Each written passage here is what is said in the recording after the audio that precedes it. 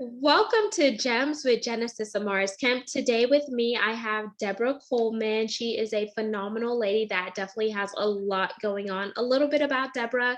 She gets super excited and passionate about opportunities that allow her to bring her administrative experience and talents to the forefront. She is a woman that is definitely versatile and she does not stop at no.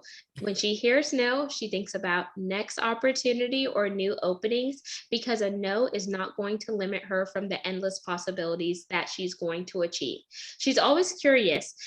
She takes the same skills and apply them to producing her own podcast where she gets to ask all the questions to fierce female industry experts and share their amazing insight with her listeners. So, Debra, welcome and thank you so much for being here. And I want you to share a little bit more about yourself because a bio is just a bio. There's definitely more to it. There so is. Well, I just first of all want to say thank you, Genesis. Huge fan. I am so excited for you to see you take off in this way, and to be a part of your journey is just simply amazing. For those of you who may or may not know, Genesis did the same for me. I was a newbie, still am in many ways, newbie podcaster, fresh on the scene, and Genesis had this amazing book out, Chocolate Drop in Corporate America, and she came on my show, a relative unknown, to help promote her book, and so I was so grateful for her to do that. And we had an amazing conversation. So I hope I do the honor of returning their favor, but thank you so much for letting me be here. Well, as Genesis said, I am an executive assistant by day. Let me start there. And I'm a podcast producer and host by night. Executive assistant.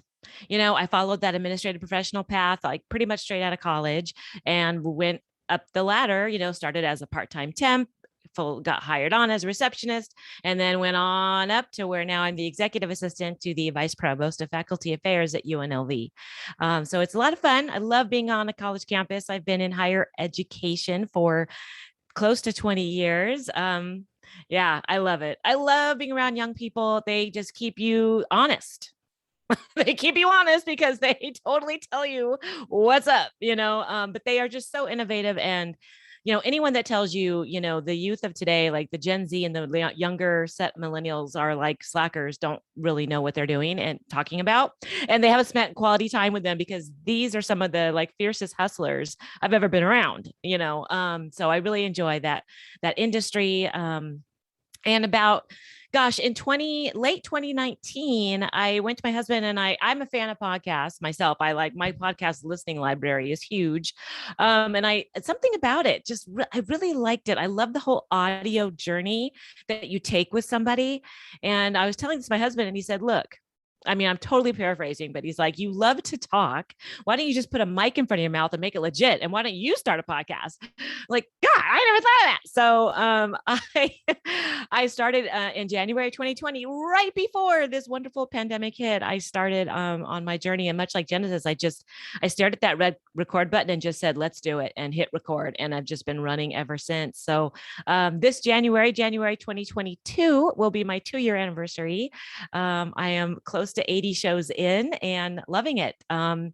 My show, Have a Seat, Conversations with Women in the Workplace, as Genesis mentioned, is basically that. It's conversations with fierce females like Miss Genesis, and exploring their journey, how they got to where they are, lessons they've learned.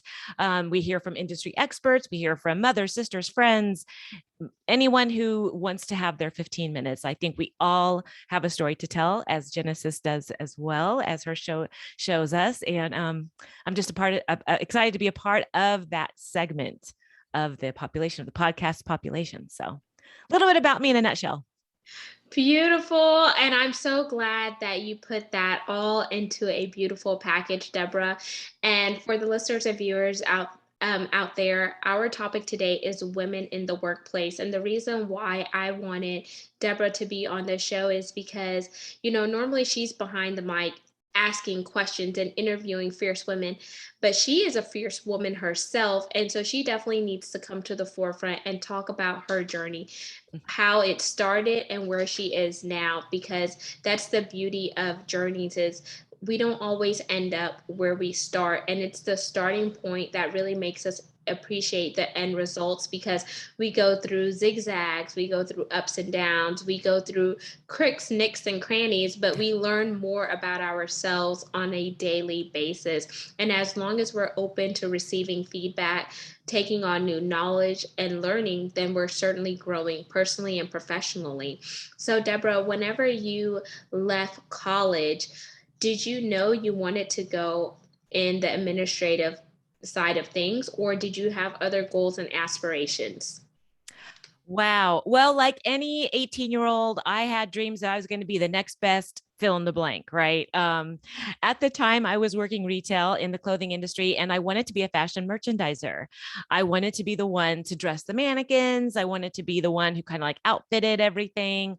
That's the journey I initially took right out of college. I worked my way kind of through the retail ranks, got a, department store in the mall, I'll date myself, like, early 90s, in working in a mall and doing the thing. And then I decided I was going to college at the same time. So working retail and going to college worked because you can totally, your schedule is crazy. You can work nights, go to school during the day. I graduated with my AA degree and thought to myself, because at 19, you know everything, right? I said, I'm good. I don't need anything else. And somewhere along the way, I kind of got tired of the retail hustle of working nights, of working weekends, of, that whole thing. So I said, you know what? I had some friends that were receptionists that were doing clerical work. And I thought, you know what? I kind of like that because I found that I like to be behind the scenes. I like to be the task rabbit, so to speak. And so I signed up with a temp agency, quit the retail world, and got a taste of office life, and I loved it. I mean, I know some people are like, really? But no, I did. I liked being the one. I liked kind of being the one to help you be the best, whatever you were, and being behind the scenes kind of person. So that really took off, and I loved it ever since. I just sort of stayed in that. I found out like what kind of ladder that entails. What do you go from being a receptionist? You go, back then it was secretary, and then you go administrative assistant, and then you kind of work your way up through there. So I went back to school. So again, got out of retail, got into the corporate side, worked for some like really prestigious firms in Orange County, California, is where I broke my teeth, so to speak. And then I quickly decided, being in the corporate world, I think I want to go back and get my bachelor's. AA is not enough, though. Associate's degree was fine. It was great. And I won't lie, it opened doors. I am a huge fan of obtaining a degree. If that is like, if you feel that's for you to do, I say go for it, because I'm not going to lie. I was told by HR reps, we interviewed you because you had a degree. And I think in the administrative world, that means something. If you're an accountant, or you're in finance, or you're an engineer or IT, of course, that means something there. But I think in the administrative world, it does mean a little extra, because it shows that maybe you invested a little bit more in yourself. You were like, traditionally trained, from the brick and mortar university. So that did get me in the door, but I quickly realized I really wanted a bachelor's degree, and it wasn't career related. It was just for me, for my own personal growth. I wanted that check mark. I wanted that degree, so to speak, in a frame like everybody else. And I think because I was around people who had degrees, it just motivated me to go back to school. So I went back to school, attended State University, and obtained my degree in 2004 in human services. Shocker that I got a degree in something human, like sociology. Human services is sociology and psychology together. It's like a marriage. If they got married and had a baby, it would be human services. So it's not as as terminology based as soc, and it's not as like clinical as psych. So it's kind of a nice blend between the two. And that has really aided me well in my career journey, learning human behavior, especially as a support staff and an administrative professional. We're involved in all the things. Again, we're not just one track. We're not just with the accountants. We're not just with IT. We're not just with finance. We are like generalists. We have to know a little bit about all of those things and and as such, you're working with different personalities. So you develop a thick skin early on, which has, again, aided me well. Joseph and I have shared our woes of being in the workplace, not only being in the workplace, but being a woman in the workplace, being a minority woman in the workplace. And at the time, being younger, just starting out in the game, it's like, oh, wow, boof, boof, you get just hit with all this stuff. You're constantly asked to prove yourself, and you got to do it better than everybody else. And so, yeah, I don't even know if I answered the question, but that's kind of how I got into it. And yes, when I got a taste of clerical administrative work, I knew it was for me and I haven't left it since. And it's great that you shared that perspective and that you got a taste of it. And I like the way that you explained it because you said, yeah, having an AA degree is cool, but you wanted something more, which was self fulfilling for you, not necessarily self fulfilling for the job, but it Right. completed who Debra Coleman was. And in human services, it's like a best of both worlds, sociology and psychology. So you could know how to really interact with people because people are their own beast because they come from different walks of life, different personalities, and being an AA, an administrative assistant, it's not easy.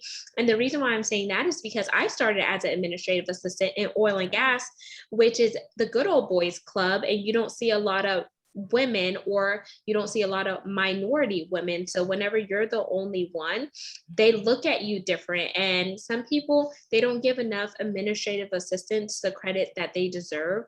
And they're the ones who keep the wheels greased. They're the glue that keeps everything together. They know a little bit about everything. And people just pass by your desk and they're like, oh, that's the coffee getter, or she just does calendars, or she orders our lunches for meetings, but we do so much more than that. And I feel like administrative assistants as well as EAs, because EAs are higher than a normal administrative assistant, sometimes it feels like we get overlooked and under noticed, whenever in actuality, if it wasn't for the administrative assistant or the executive assistant, the business will not flow the way that it does. So being a woman, well, being a minority or woman of color, I'm not sure how you want to categorize yourself, Debra. Mm. Do you feel that being in the higher education space, working at the university that you work at, do you feel like some of the women there are more willing to help one another, or do you see them being in competition with each other? Great question. Great question. I would have to say at the university I'm at, women are very supportive. Just recently, it's funny you say that because about 2019, a women's council was formed, and a Black professional women's group was formed alongside it. And so they're really trying to up their affinity group game, if you will. And so where they're trying to empower women more, recognize their role in academia, both on the academic side and the administrative side of the house. So I have to say, yes, they have made huge strides in that area. There's still a long way to go, as with anything, but I really appreciate the attempt and the fact that they are willing to have those conversations now. Mm. And do you ever spearhead any organizations to really bring together the women in your group, or to mentor some of the women who may be under the EA level, like the exec, like I don't know if there's a board of executive assistants in your department, and then you guys do mentorship for new and up and coming administrative assistants. Because I know since we came from different industries, things are different.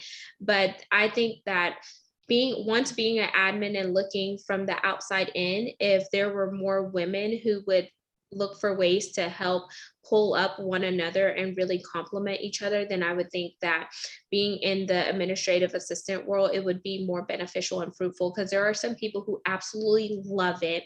They don't just like it, but they love it. And there's some who like it and they're just doing it to get their feet wet so they can move up their career. But then I feel like sometimes some women feel inferior and intimidated by those women who do not want to stay in that profession. So what would you say about that?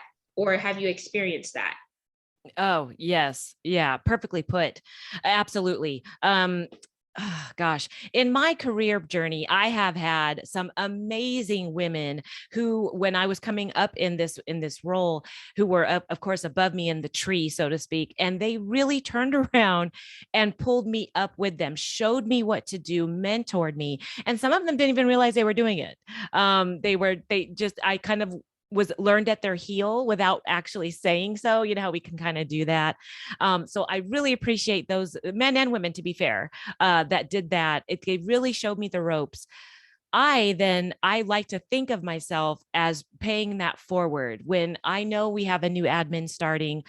on campus somewhere, if I catch wind of it, I try to reach out to them, because working in a big corporation or on a college campus, it's like a small town. So I may not know what's going on like two buildings down, or this way or that way. So if I catch wind of someone new, I will try to reach out and say, if you need anything, I know what it's like to be new on this campus. It is so huge. If there's anything I can do, let me know. I feel it's a responsibility, because I have worked my way up now. I'm at the highest level you can go in terms of administrative support in within my organization. I feel it's a duty of mine to do that, to not only those that are like a rung or two below me, but to those that are also my equal. Any other fellow EAs coming on. I think it's healthy. I don't buy into, it's funny you asked this, because I really don't buy into, well, that's beneath me attitude. I don't think there's anything that's beneath us at all. I think that we have all been there. And when you extend a hand out, it's a win-win for both of you, because you never know the relationship you're forming with that individual. And let's face it, they could easily surpass you in 2 seconds. And now you're going to try and buddy up and make friends? No, I don't think so. You need to do it when it counts, when it matters, because we were all there. We were all new. We were all down that rung. And I just really want to pay it forward and extend that same courtesy back. I love that because I can't say it enough. The same ladder you go up is also the same ladder you come back down. Right. And we have to really be mindful of not looking our noses up at someone or not looking our noses down at someone, because just because they may be in a particular position, a title does not define who an individual is. That's right. So, whenever we see women who are in the workplace, who are trying to secure the bag, who are trying to make a name for themselves, who's trying to build generational wealth, but they're also trying to build a generational foundation for those who are coming besides as well as behind them, we as women have to start looking at ways that we could salute that woman, that we could help champion that woman, and that we could look for ways to create synergies to really form healthy collaborations. But I feel sometimes, no matter what industry you're in, sometimes women cannot get outside of that mindset that has been so ingrained in them, especially if you're coming from a male dominated industry and you're the only one trying to fight for a seat at the table amongst the other few women, or if you're in maybe the education field, or if you're in any industry where there's not a lot of women who look like you color wise, or background wise, nationality or stuff like that, you find yourself working twice as hard to prove yourself, when in actuality, you're not in competition with anyone but yourself, and you're trying to be a better version of yourself daily. So if you had to go back, Debra, to your younger self, would you have done anything differently, and why? Oh my. Boy, you're right. I am in the hot seat. That's something I would ask my guests. Good question though. I think if oh God, there's so much I would love to sit down with my younger self, but I think one of the things that my conversation was centered around is confidence. And I think you've spoken to this before. Know your worth and don't be afraid to own that worth. You do have something to contribute. I think I stayed quiet a lot, to the detriment of myself, out of fear of looking stupid, out of fear of being the new kid on the block, out of fear of being the old kid on the block, of just feeling intimidated. And while I agree sometimes closing this and leaving this and this open is better, but not all the time. And there were definitely times when I should have spoken up and been an advocate for myself, because at the end of the day, there's no one going to CYA us but us. And so we are so quick to defend a friend. I will defend Genesis. If you say something, I'm going to defend her. I'm going to stand in front and block it and say, not today. Why can't I do that to myself? So I think the other piece of advice is be your own best advocate, stand up for yourself. It's okay. Yeah. So, but I love how you phrase that other about not being in competition with each other as well. I think I totally agree with you. As women, we are shoved into that, whether we recognize it or not. And it's just, listen, I'm not a threat. I am not a threat. I want to partner with you, if anything. So thank you for bringing that up. My pleasure. And then whenever you think about women in the workplace, this is going to be a generalized statement, and I want you to kind of really open your eyes and then open your mind to really think about this whenever I say this. Mhm. So whenever you think about women in the workplace across the board, what do you think is the hardest thing for a woman to overcome whenever they are entering the workplace? Do you think it's balancing home and work? Do you think it's them balancing, their family and work? Do you think it's them finding their rightful footing in the workplace? Because one, they're a woman and people see women and they expect us to be super women. They want us to be a wife. They want us to be a mother. They want us to be the house cleaner. They want us to wear all these hats. But then they forget at the end of the day, we are a woman and we have needs and wants just as much as a man. Or do you feel like sometimes women do not get enough credit that they deserve for all the efforts that they put in? Mm. Wow.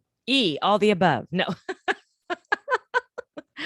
Oh, well, based on some of the conversations I have had, I would have to say right now in the days and times we're living in this new workplace dynamic we're facing, my answer to that would be, unfortunately, the burden is on women in the workplace right now to balance that home and work life.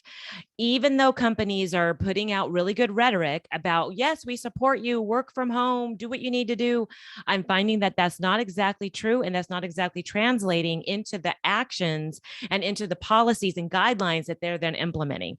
Women are still feeling that pressure, even working from home. I got to check in. I have to be online. I have to, like, that pressure is still there while their kids are being homeschooled. They're playing teacher while they can't do daycare because many daycare centers are closed. So they're also the provider.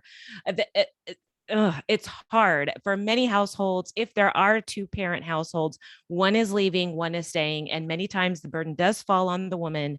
And that is tough to manage, to still stay relevant at work. Even though I'm remote, I'm still relevant. I'm still here, still count me in, but my family needs me too. And I need that to be respected as well. So I find that it's just a constant push and pull that will probably never go away, unfortunately. And it's so sad because we have so many phenomenal organizations out there, like, the Time's Up, who spearheaded the Me Too movement. We have these other moms on a mission. There's so many organizations out there, and you have these companies saying, okay, we're going to do X amount of weeks of maternity leave. Then they went ahead and gave the fathers paternity leave. Then we have some companies who, were trying to be conducive of the mothers returning back to work after their maternity leave and have the mother's room where they could pump and store their breast milks and all of that stuff. But then if they're gone for too long, then other people outside are looking at them some type of way. Then you have some mothers who they want to come to work early and leave early so they could pick up their kids from, after school childcare or wherever their kids are, and spend time with their kids before they have to put them down for bed. But then people are looking at them for leaving work early, but they don't see that they get to the office early. Then you have women who are not mothers, and you have those who are mothers that are looking at them like, well, you should be able to stay longer because you don't have any kids. But you don't know that woman may have a fur baby, that woman may have other things going on. So there has to be a healthy balance. But how do we take all of this information and communicate it outwardly without feeling like we're incompetent, like we can't do our job or we can't balance across the board? And I feel like since the pandemic, there has been a lot of women who have checked out of the workforce due to various reasons. And then these companies are saying that, oh, we're supportive, but in actuality, they're not really creating that supportiveness in the actions and the deeds, like you mentioned, Deborah. So then you feel like the women are here, they want to do more, but they're in a position where they can't necessarily do more because they have other responsibilities that are tied to them that they aren't willing to give up. That's right. So how can we really effectively work together to like come up with, a brilliant formula to show people we are here to stay. We want to be in the workforce, but we need you to respect our boundaries, and there are healthy boundaries that we're putting into place in order for us to be our whole self. And self-care has to encompass that self-care, Mm. self-awareness, self-love, and the entire equilibrium needs to be there because we're not lazy and we're not trying to completely tap out. We just feel like some of the men or the higher ups are forcing us to tap out without really giving us a choice to choose. So agree with you. I totally co-sign on everything you said. Absolutely. And you asked a rhetorical question, and I am not qualified probably enough to answer it. You are more an expert than I am, honestly. But my simple answer is to all the supervisors and managements and executive team members out there who are listening. If you are trying to solve the problem that Genesis just so beautifully laid out, it's simple in my eyes. Ask. Pull your female team members in, ask them, what can we do, what do you need from me? It's that simple, and you will be surprised at the answers. It's not a heavy lift. A lot of times they just, like Genesis said, just maybe a skewed work day. Can I start at 7, leave at 3? Maybe 2 days at home would be lovely. I could really balance that out. It's not scary. I don't understand why leadership is so, I don't want to have that conversation. Why? It's just ask them. You don't have to revamp the policies. You don't have to call in legal and redo the bylaws and redo. It's just a simple conversation. It's a part of being manager. Look, you want it to be in the C-suite. This is a part of it. You're going to have these conversations with your team members, because at the end of the day, happy team members produce happy results. And then there you go. I think it's a new day. It's a new day in the workplace. That's why I don't like saying return to, because we're not. It's a new dynamic out there. And the sooner management and corporate leadership understand that and embrace some of the innovative thinking and play a more supportive role, oh my gosh, they will be amazed at the retention rates will probably go down. People across the board, men or women, will feel so much more satisfied. Just have the conversations, because what is fear? It's false evidence appearing real. So just have the conversations, lift the rock up and let the ants out, and you will be amazed at all the work that gets done. Yes, all you need to do is ask, because if you don't ask, then you're definitely going to fall into FOMO, the fear of missing out. And when I tell people, would you rather have FOMO, fear of missing out, or would you want to have YOLO? You only live once. And if you're only going to live once, then you have to conquer FOMO. And then in order to conquer FOMO, you really have to ask. You have to put yourself in somebody else's shoe. Meet them where they're at, because you can't always expect that person to lay everything out for you, because they may not know how you're going to receive things on the other end. So just meet them where they're at and have these courageous conversations. Nothing beats a failure but a try. And if you want to see things change, you really have to be willing to ask those questions, listen actively, and then once you're listening actively, then look for ways to implement those changes without bending too far to the left or too far to the right. What is the sweet spot where everybody wins? I love it. Testify. That is perfect. Yes. And Debra, as we begin to wind down, what are your top 5 tips that you want to leave for women in the workplace that is going to help them run their marathon, get over those hurdles, and say, yes, girl, you can do it. I'm here rooting for you. We're in this together. Okay, let me just preface this by saying you're getting an administrative support professional's perspective, women. So I see you. I see my female leaders out there. So here is my advice for you. First, I'll make it quick. First, communicate, as Genesis just said. Just don't be afraid to even start the conversation. Don't wait for your boss to. Why don't you start the conversation? So communication is key. Confidence, keep that confidence level up at the best that you can. I know, especially in this day and age, it's so easy to be like, but you got this, girl, you got this, own it. Let's see. Don't innovation. Don't be afraid of new technology. Don't be afraid to explore and try new things. Accept changes. Accept change. Change is a part of life, right, Genesis? It's constant, and so accept that. Embrace change. Oh man, I don't know if I have five, but the fourth is always maintain some semblance of a sense of humor. I cannot tell you how many times my sense of humor has gotten me out of a crazy, it's either bite the pillow and scream in anger or just laugh it off. So I have, you got to find a little dose of humor in everything or you'll go completely nuts. Oh, and don't forget to have faith in whatever that looks like for you and whoever, you are, whoever you pray to, or whether it be the universe or a being or whatever that rock is for you, whether it's your family, don't lose sight of that faith that you have, that rock solid foundation that keeps you grounded and keeps you real, because that's what real life is about. Real life starts after 5. It's between 5 p.m. and 8 a.m. That's your real life. The stuff that happens between 8 and 5 can't touch the stuff that happens after 5. So keep that faith and family foremost. Beautiful. Those were 5 amazing gems. And I want to thank you so much for sharing, Debra. And one thing I want to add for all you beautiful listeners and viewers out there is always learn something new, because if you're not learning, you're not growing. And just like the world is changing, you must also evolve as a human being. And the person who's always eager to learn is definitely going to rise to the top, because they're not remaining stagnant and they're not allowing their comfort zone to get the best of them. So, Debra, as we close out, give us your quote that gets you over on those hard days, your mantra, or anything that just helps Debra just shake it up whenever you're feeling blue. Oh no. Well, you got me on the spot. It's, and I think you've heard something like it, but it's like straighten out that crown and keep on, like carry on and straighten up that crown. Just like shake it off. I guess to quote Taylor Swift, shake it off. You got this. You're a queen. Straighten it up and go. So I'm sorry. It's not a direct quote from someone. Oh, okay. I got it. I take it back.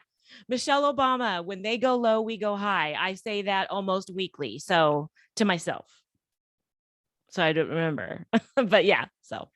Beautiful. And there you have it, listeners and viewers. You just heard Debra Coleman. Debra, go ahead and once again say who you are, the name of your podcast, and any other information that you want to share so the listeners and viewers can connect with you.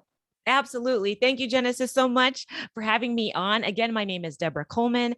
I am the host of the Have a Seat Conversations with Women in the Workplace podcast. I know it's a mouthful, so if you just go into your favorite podcast listening platform and just type in Have a Seat, you'll find me, or check me out. I have a website, haveaseatconversations.com. It was a pleasure being here today. Thank you so much. My pleasure. And there you have it, listeners and viewers of Gems with Genesis Amaris Kemp. You just heard the fabulous Debra Coleman. Make sure you go connect with her on her social media platforms.